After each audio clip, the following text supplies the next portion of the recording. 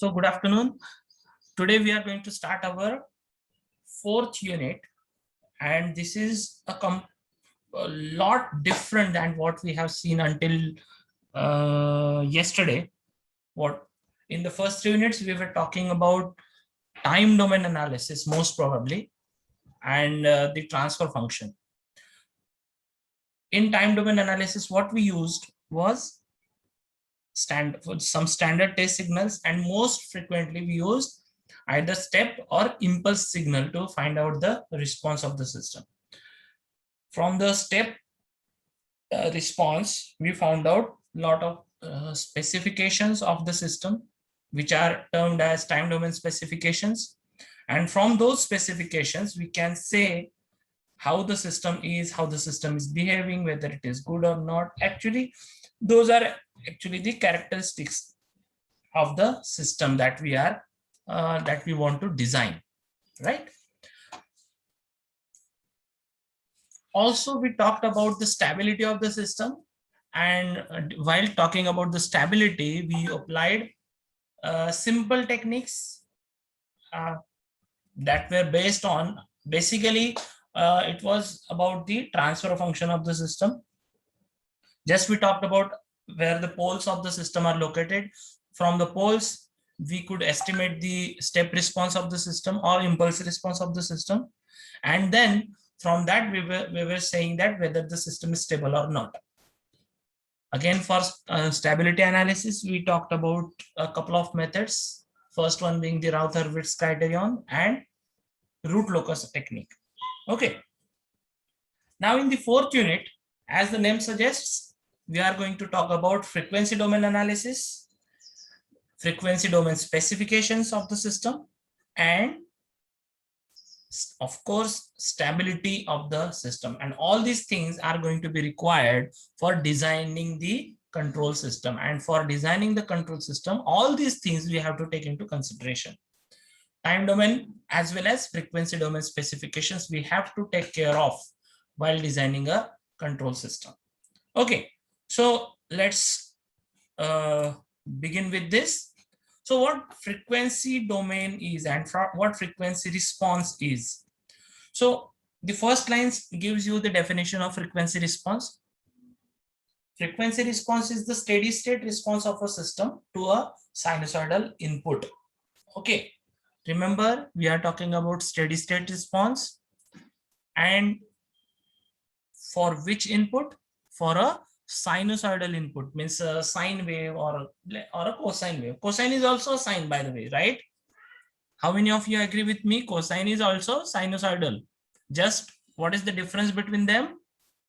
Just a 90-degree phase difference between them. So the nature of the signal is still sinusoidal. Okay.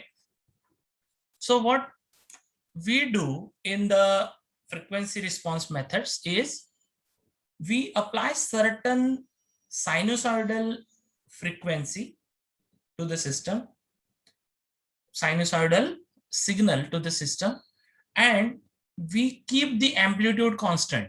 Amplitude of the signal is kept constant. For example, 1 volt, 2 volt, 10 volt, depending on the system input range that we can see, and based on that we keep the amplitude of the signal constant, but we change the frequency of the input signal. We change the frequency from, if possible, from 0 to whatever maximum possible range we want to discuss. We want whatever possible range, maximum possible range we want to analyze. Okay. What happens when we apply these inputs? We get outputs. And one very important characteristic of linear time invariant system is if you apply sinusoidal input to a system, to an LTI system, the output will also be sinusoidal. Remember this statement again. If you apply sinusoidal input to a system, the output will also be sinusoidal. Okay. So when you apply a fixed amplitude signal as an input and we change frequencies, what will happen? You will get another sinusoid of the same frequency. Also, remember this also, the frequency will also remain the same. What will change is, what may change is the amplitude and phase of the signal. Okay. So the first statement here on this slide, in the steady state, sinusoidal inputs to a linear system generate sinusoidal responses of the same frequency. Remember, the frequency is same as the input. Okay. However, what changes is their amplitude and phase angle.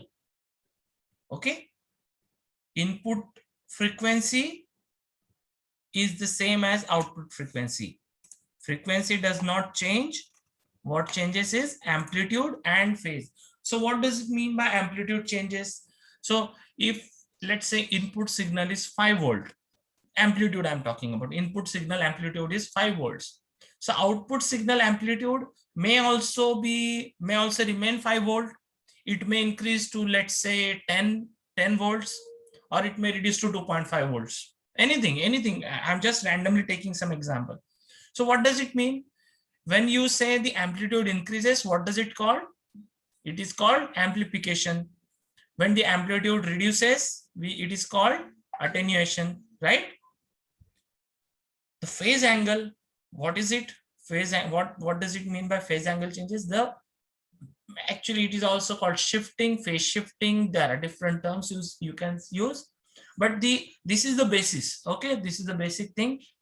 When you apply a sinusoidal input to a signal, the output is also sinusoidal of the same frequency, and it may differ in amplitude and phase angle.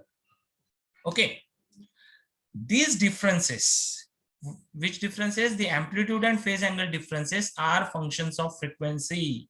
Now here comes the basis for plotting the frequency responses. This is the basis for plotting the frequency responses. Okay, the amplitude of the output signal and the phase angle of the output signal, these are functions of frequency. So as frequency increases, you may see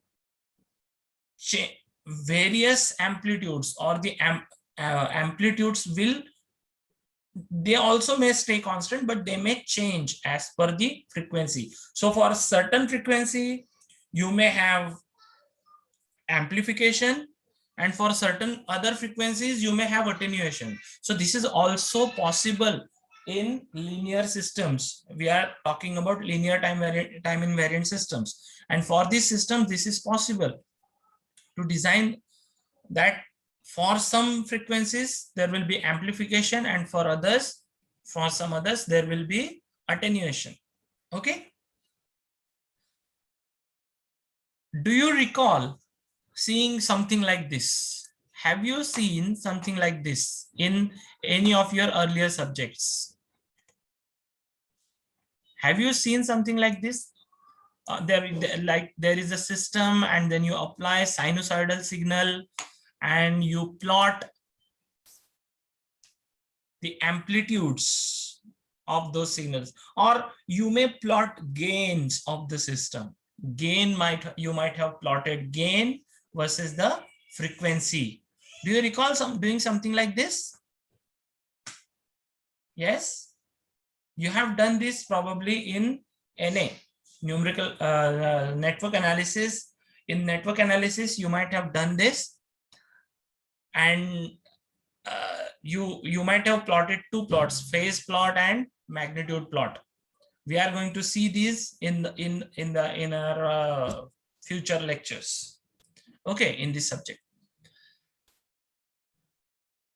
Now, one way of representing the sinusoids, as you may also recall, that as they are the complex numbers, we can also represent them as phasors, and the magnitude of the complex number is nothing but the amplitude of the sinusoid, and the angle of the complex number is nothing but the phase angle of the sinusoid.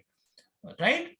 So if it is m1 cos omega t plus phi, if this is the signal, right? So here omega is the frequency, right? Phi is the phase angle, and m1 is the magnitude, right? Or the amplitude. So this can be represented in phasor form as m1 angle phi. Okay, omega in this case, in this representation, is implicit that there is going to be a frequency. Okay, so when this input, when some input is given to a system, the system will cause amplitude and phase angle to change, right? So therefore the system itself can also be represented as a complex number, right? So it is something like this.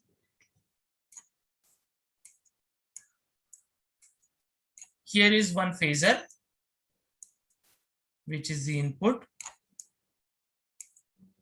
and here is another phasor.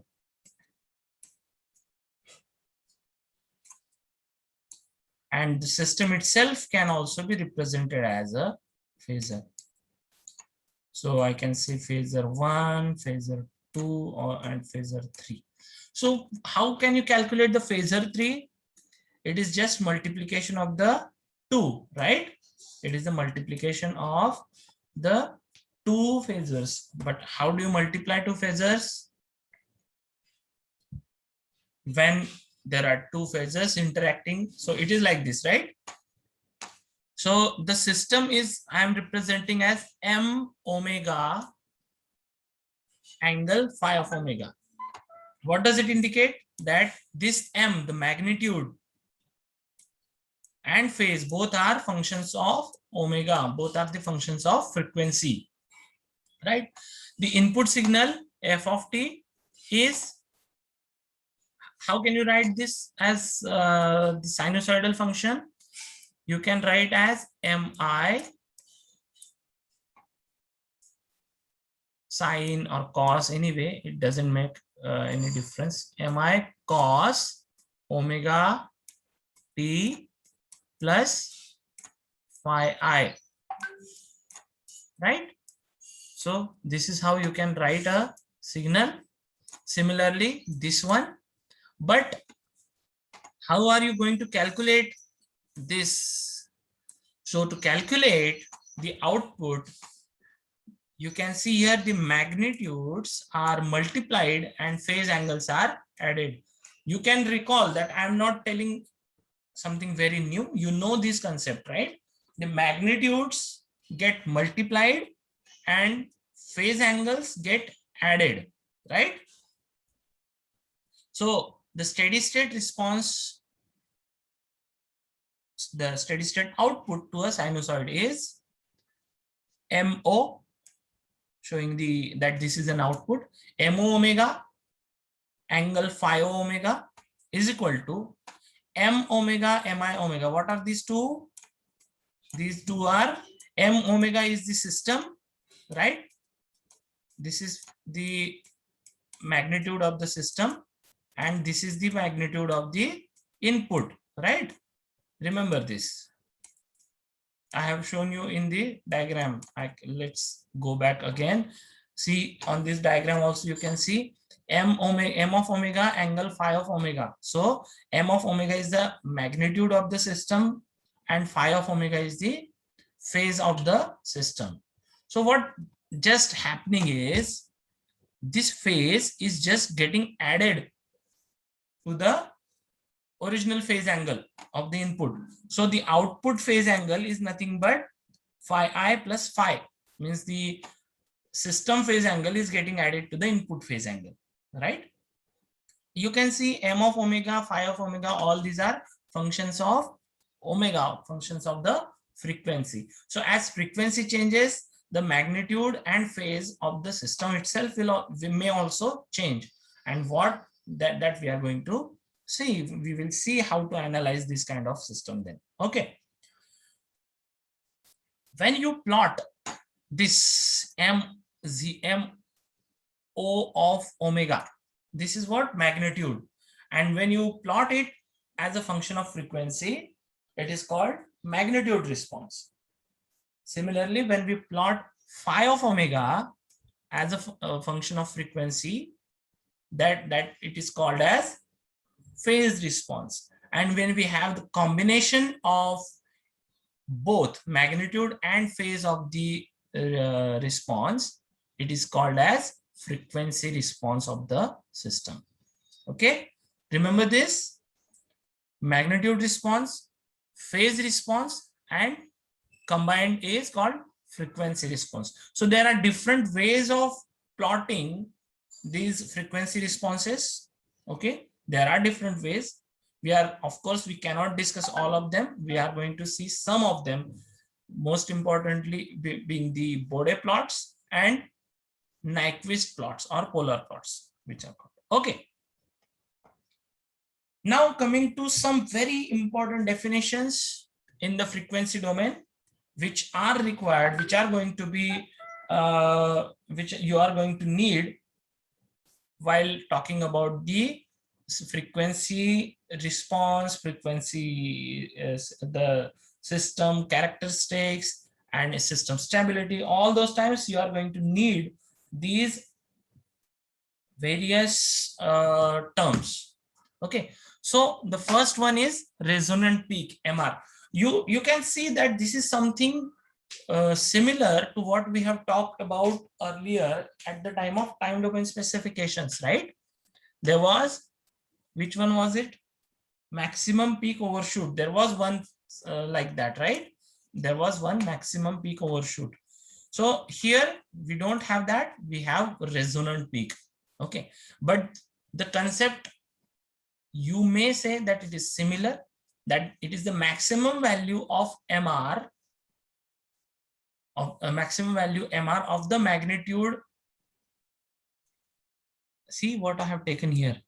This is another, of course, this is another way of representing the magnitude M and M of j omega, and it is shown in the it has shown the first now, means the magnitude, plain magnitude of this M of j omega, right? It is known as the resonant peak.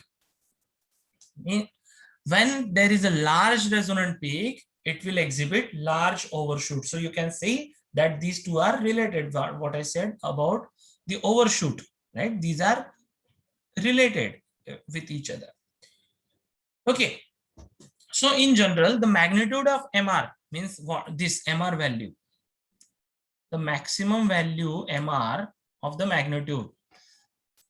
So this value is going to give us an indication on the relative stability of a stable closed loop system. Okay, similar to the overshoot. Overshoot was also giving us the idea about the relative stability of the closed loop system. Okay, then resonant frequency omega r is the frequency at which the output of the system has maximum magnitude. Means at this particular, at MR, whatever the frequency is, that frequency is called resonant frequency. And the bandwidth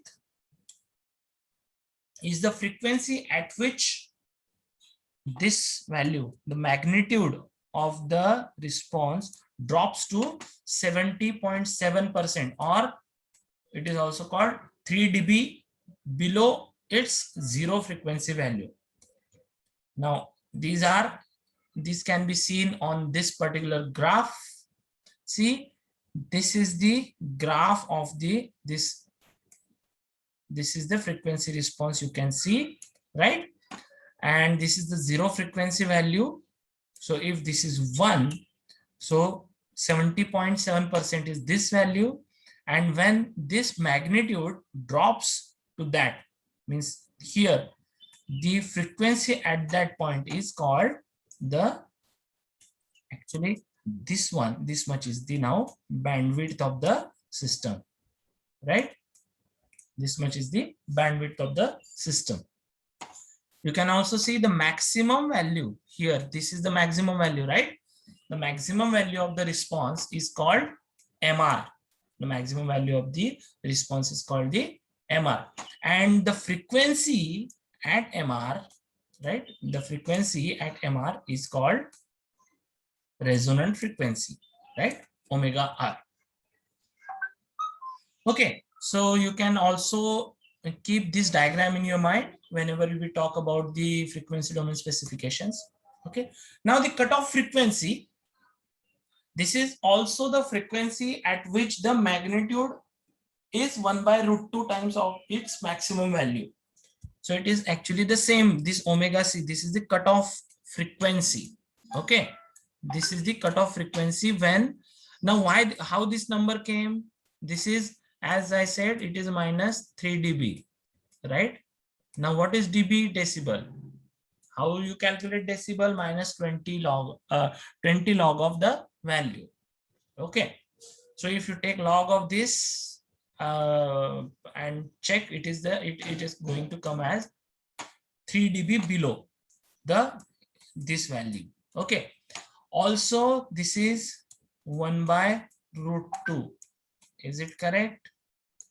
You can also see this. So why I have put these different notations is because in different books you may find these words. That's why I'm talking, I have also given all these wordings. Right here, 3 dB less than its maximum value. Okay, that is called omega c cutoff frequency. And the cutoff rate is the rate of change of magnitude at the cutoff frequency, means this one. At this cutoff frequency, what is the rate of change of magnitude? Means the slope at that point. That is called as cutoff rate. Okay, now let's spend some more time on this graph and let me show you some graphs which you can recall. Okay, I will just show you some graphs and then you are going to tell me when you have seen those. Okay.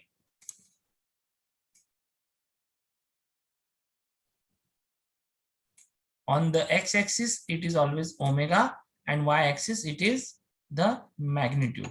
Okay. Have you seen these types of graphs?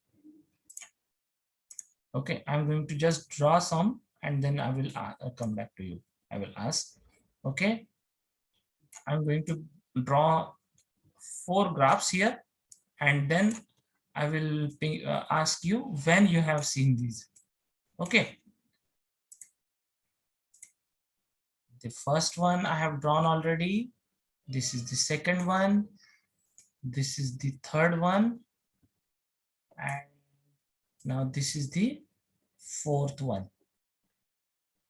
All these graphs have omega on the x-axis and magnitude on the y-axis. Okay. Now you tell me, have you seen these graphs somewhere earlier in your studies? Anyone? Do you recall these? Do you recall these graphs, these kind of graphs? Have you ever seen those? Yes?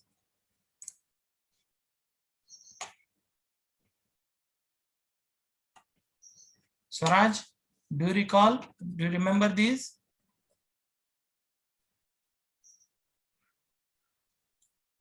प्रतीक्षा, बघितलेत का असे graph? आठवते का? हो sir, पाहिले power electronics मध्ये. Power electronics. Okay, yes yes, power electronics मध्ये. पण काय आहे ते नेमकी? कशाचे ग्राफ आहेत मग हे?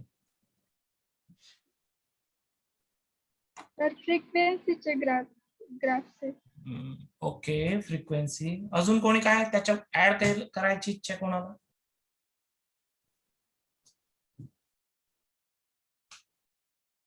अंजली? सर एफएमए मध्ये पण होते. एफएमए मध्ये होते. बर, कशाचे आहेत पण मग ग्राफ? एफएमए मध्ये की एनए मध्ये? हा, एनए मध्ये. कशाचे ग्राफ आहेत मग?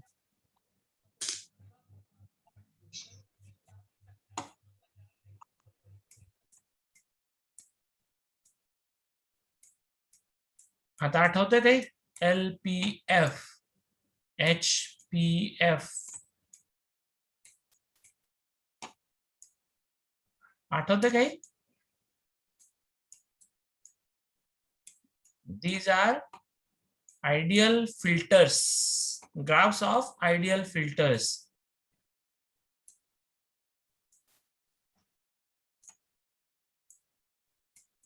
Low pass filter, high pass filter,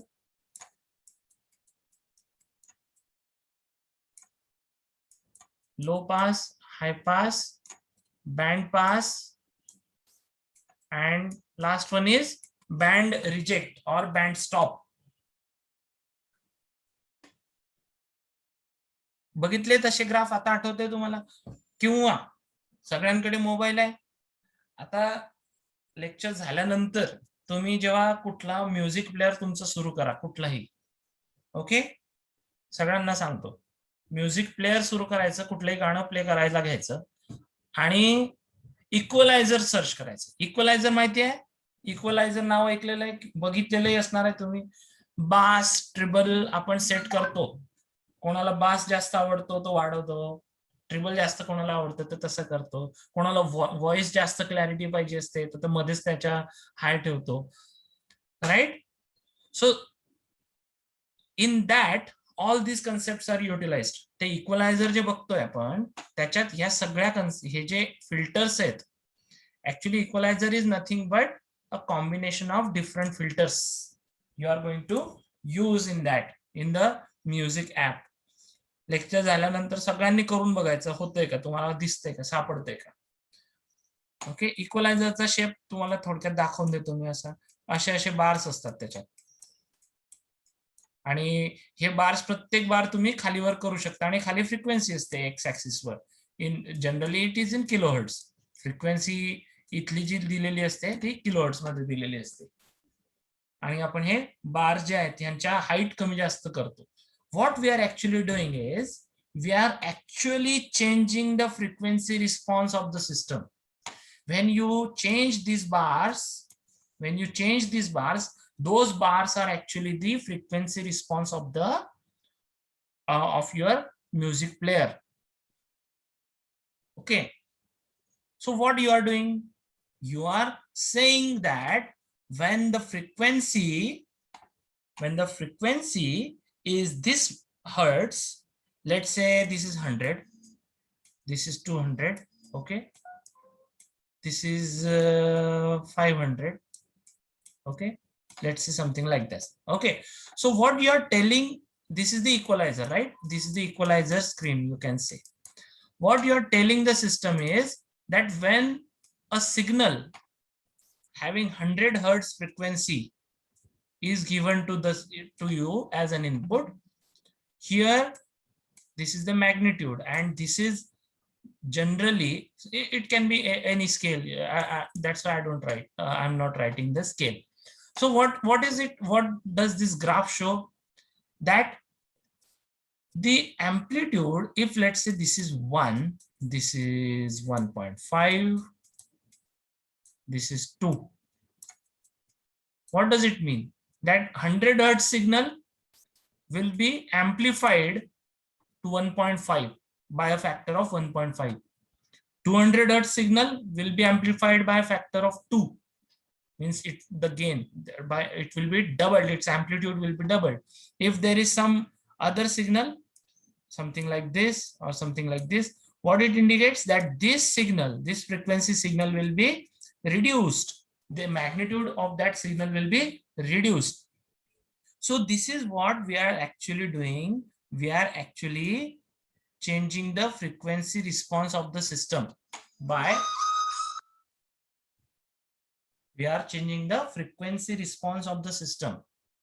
right? Now why I'm saying that your music is like this?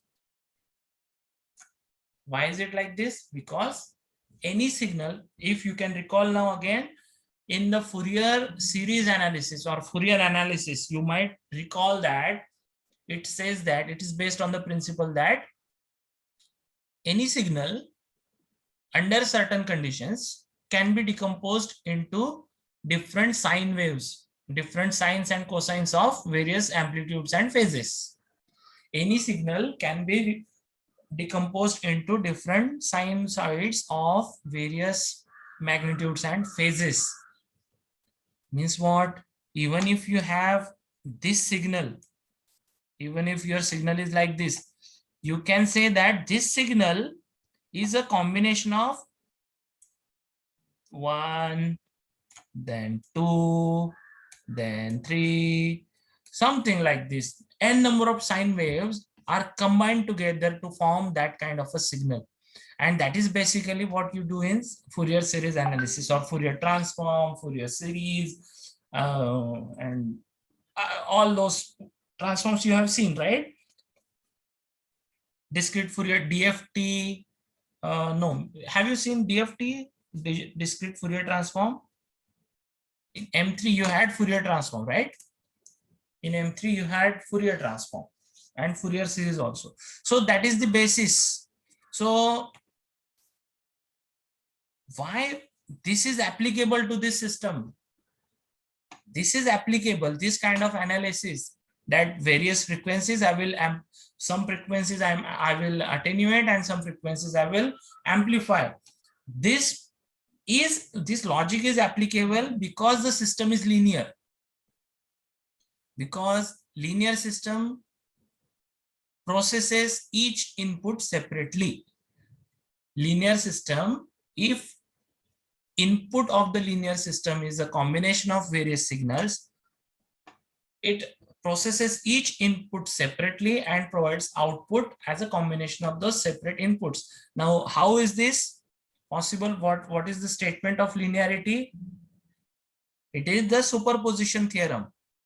What is that superposition theorem? AF x1 or AX1, sorry. AX1, if the input is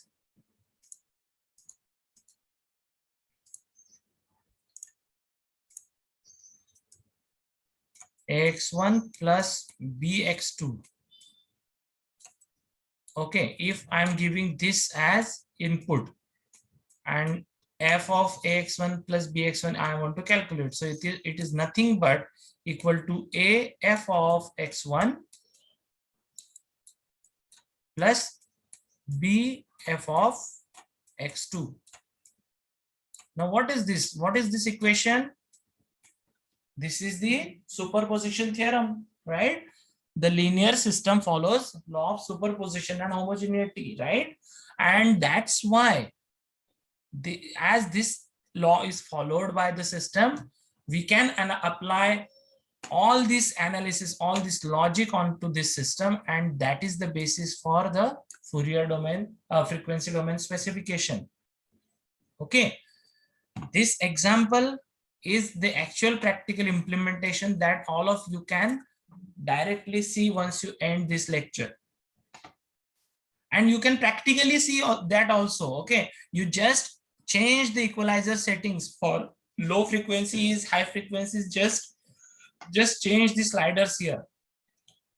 Okay, you just change the sliders and you will find out that you can actually see what is the effect of changing the frequency response on the output.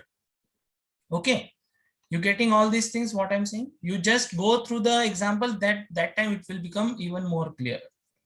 And what this graph shows is, this graph is just a continuous representation of the same concept. Okay, this is nothing but our frequency response of the system. In the frequency response, it is not actually full frequency response, the graph, the original graph. I'm going to erase everything now on this slide. Okay, so this graph is not actually the full frequency response, it is just part. It is just a magnitude response, because there will be another part of the frequency response that is called phase response of the system, which I have not yet shown here, because most the magnitude response is more intuitive. It is more or easier to understand, and also it has more, it is more widely used or applicable, as you saw in the case of, as you can see in the case of the equalizer example. Okay, so these are the various frequency domain specifications that I have talked about. Okay, now what are the frequency domain specifications of a second order system? Like for the second order system, we have seen time domain specifications. We are again going to see the frequency domain specifications of the second order system. Okay, so this is our regular standard equation, right? Now what we have to do is, instead of this S, just replace it by j omega.